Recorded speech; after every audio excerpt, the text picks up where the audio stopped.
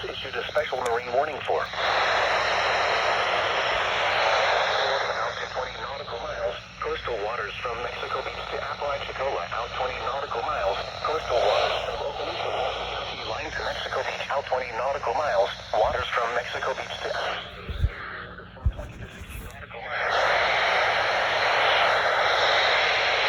To 60 nautical miles until 4:30 p.m. Eastern Daylight Time, or 3:30 p.m. Central Daylight Time.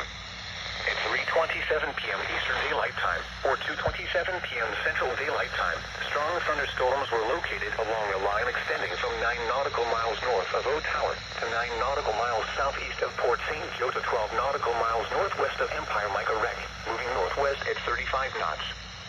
St. George Island Bridge gusted 34 knots. Hazard, wind gusts 34 knots or greater.